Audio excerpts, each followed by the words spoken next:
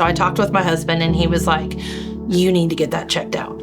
And I was due anyway for my annual with my OBGYN, had him for several years. And I walked in and he was like, hey, how are you? I was like, well, there's this lump I found. And he's like, okay, we'll check it out. So he does his exam and he just looked at me and he had tears in his eyes. And I was like, oh crap.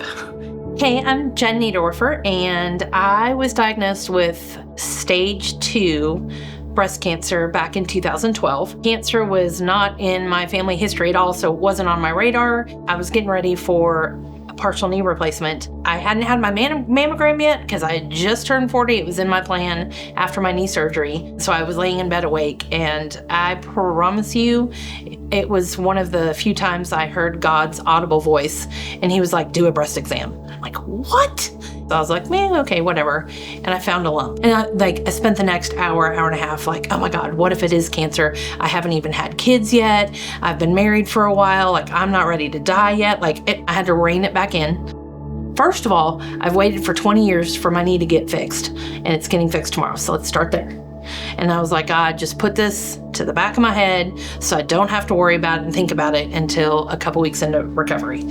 So I did. I was just like, whatever. Didn't even tell my husband. Just left it. A couple weeks in, again, I was sitting there recovering and I was like, probably should see if that lump is still there. And sure enough, there it was. So I talked with my husband and he was like, you need to get that checked out. And I was due anyway for my annual with my OBGYN, had him for several years. And I walked in and he was like, hey, how are you? I was like, well, there's this lump I found. And he's like, okay, we'll check it out. So he does his exam and he just looked at me and he had tears in his eyes. And I was like, oh crap. He was like, I can't diagnose you, but this is very concerning. Can you go across the street and get ultrasound and mammogram like now? I went to go across the street to get it done, but there wasn't somebody to read the images. So then I just had to go back home and wait over the weekend. When I got to the imaging, I was in there and they were very reassuring and all the things. But when I was getting the ultrasound, it was in a dark room. I was facing the wall and just all the thoughts run through your mind. How bad is it? Am I gonna die? What is this? Now God's got me, like, we got this. And they're like, the radiologist will read it. We'll get the results back to your OBGYN and they should get back to you. If not today, tomorrow. By the time I rolled up into my office, like 20 minutes later, my OB called me and he was like, Jen, this isn't good. This isn't good at all. It was this roller coaster. It was like, here's who I suggest for a breast surgeon. Here's who I suggest for a plastic surgeon, like just all the things thrown at me. They wanted me to get a biopsy. That's the first step. I went by myself because it was just a consult for the biopsy, like to tell me how the biopsy was going to go. The doctor that he had chosen for me, so she was older, very matter of fact, sweet, but very to the point, no sugarcoating. And so I get in there and she's like, hey, well, there's 3 masses. I've been in this practice for a really long time. And she was like, I can honestly say from the images, 99% sure this is breast cancer. And then I'm sure, as a lot of people that are diagnosed, after you hear the word cancer, it's like the Peanuts teacher. Wah, wah, wah, wah, wah, wah, wah. She handed me a lot of pamphlets and she was like, you definitely need a single mastectomy, but at your young age, you probably should get a double, and all the things. And I was like, okay. I was at a hospital that I hadn't been at before. Somehow I found my way back to my car, get to the car, and I close the door and I lose it. And I'm like, all right, God, this didn't take you by surprise. You knew this would happen. So I'm going to trust you in this. I'm going to trust that you have a plan in all of this and that you'll get glory in all of this. This will be proof that somebody can get diagnosed, walk through it, and be okay on the other side. I wasn't thinking, oh my gosh, this is it. I'm going to die. I didn't think of it as a death sentence because I'd really been praying through this whole, through all of it. So once I finally gathered myself, and like I said, I was just like, God, I fully trust you with this. Guide me to the right people. Through my current church at the time, God just gave me a spiritual mom. And I called her and I was like, it's cancer. And she's like, come on. So I sat on our couch and we just cried together. And she's like, baby girl, God's got you. You're going to be okay. I promise you. Within 2 weeks, my double mastectomy was scheduled. There was no time to think, no time to breathe. There was a ton of tests to do. And there it was. And they didn't think I would have to do chemo because they didn't think it was in the lymph nodes. But in a double mastectomy, they take the lymph nodes. As soon as I wake up from my double mastectomy, my husband's right there along with some friends and family. And I'm like, so what'd they find? And he was like, it's in your lymph nodes. And I just lost it. Because as dumb as it sounds now, 13 years later, and all I've been through, the last thing I want to do is lose my hair. I'm like, I don't want to lose my hair, because as a woman, you've already lost your breasts. That's part of your femininity. You lose your long hair. That's it. I was kind of brave until everybody left, and then I just fell apart. I don't want to be bald, and that seems trivial now. Anyway, everything went well. Of course, went right into chemo. Didn't get real sick with chemo. I had longer hair, and I was always afraid that my face wouldn't do well with short hair.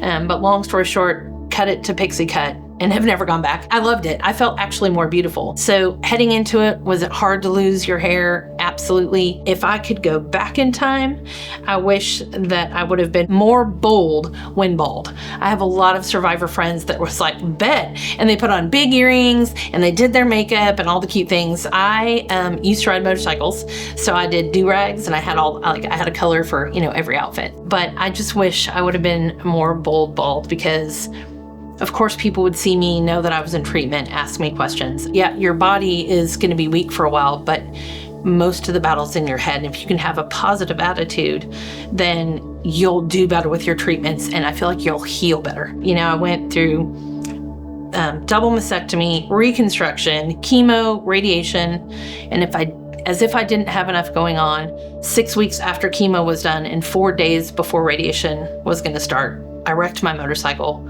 and broke both my legs. And by the grace of God, it was only both of my legs, because your bones are brittle from chemo. Again, I was like, okay, God, all right, here we go again. But if I hadn't been through breast cancer and the motorcycle accident, I wouldn't have the platform for a testimony that I have now. I hate that lots of other women have been diagnosed, but one of my favorite things to do is to be there for somebody when they're first diagnosed and be like, hey, I was where you're at, and here I am doing all this. That would have been March 3rd, 2012. And my life is different on the other side. I have different struggles from going through chemo. Chemo destroys your teeth. There's just all sorts of silly things I consider. It saved my life. When you're diagnosed, it's not a sprint, it's a marathon. And you have to take one day at a time, one appointment at a time, one chemo treatment at a time. Otherwise, if you look at the big picture, you're just going to be overwhelmed. That Christmas of 2012, when I was laid up after chemo and radiation and broken legs, all the stuff, I was doing a lot of online things. I was connecting with survivors. There was this one survivor that was in her second or third round, I can't remember, of being diagnosed with cancer. But she put a Santa hat on her bald head, and she delivered Christmas stockings to chemo patients. But she wanted to pull herself out of the, woe is me, I feel terrible. In that moment, God was like, I want you to do that next year. And I was like, bet, okay. And she was a part of what was then Team Martina, which was Martina McBride fans that put hands and feet to the song, I'm Gonna Love You Through It. And she was in that video. And I never met her in person, but I let her know that God has told me to do the same thing.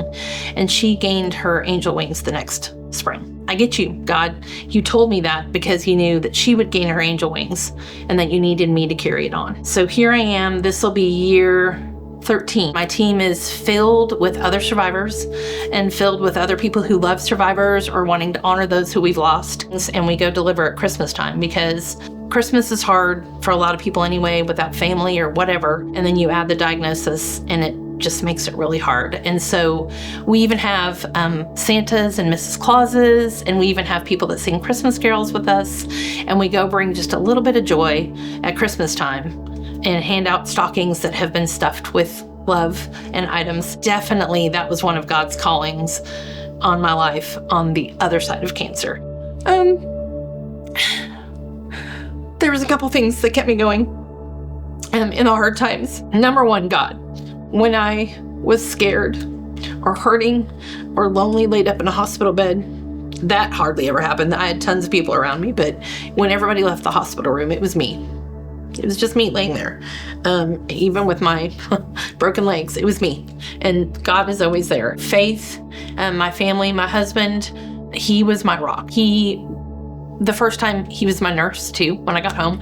And the first time he went to change my dressings and strip the tubes and all the fun stuff that we get to deal with, I knew he loved me, but I felt embarrassed for him to look at my chest. And he looked at me and he said, "Don't cry, it's okay." He was like, "I married you for you. I love you for you.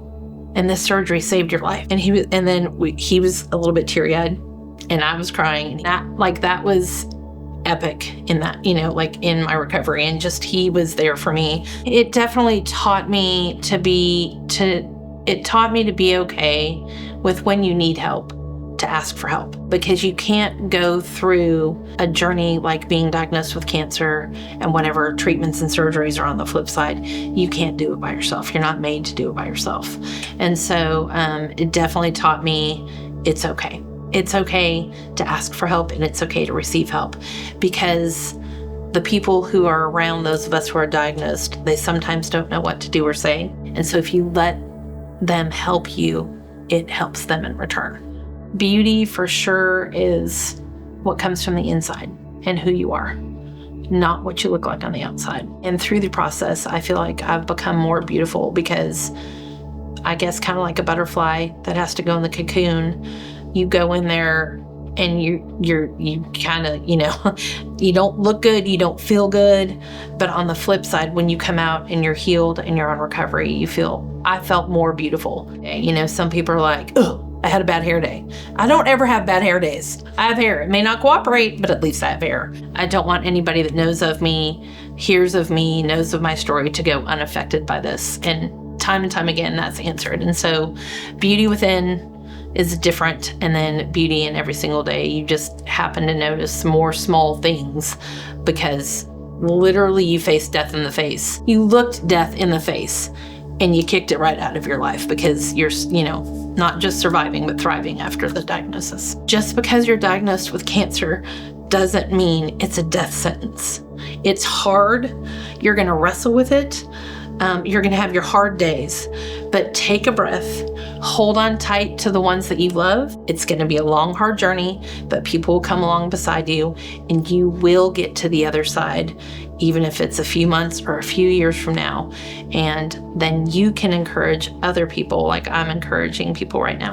To celebrate being 3 years cancer-free, I got a breast cancer ribbon tattoo with Proverbs 31:25 on it, which is she's clothed with strength and beauty and laughs without fear of the future. That was my scripture walking through, because I didn't need to be afraid of the future, because I knew who carried me. I would say I just look around every day and just celebrate being alive. There's so many ways to do that. I feel like too, part of my story too is chemo took away my ability to have kids, and that crushed me. That was a lot of tears. That was a lot of, "God, I'm going to trust you with this because you called me to be a mom."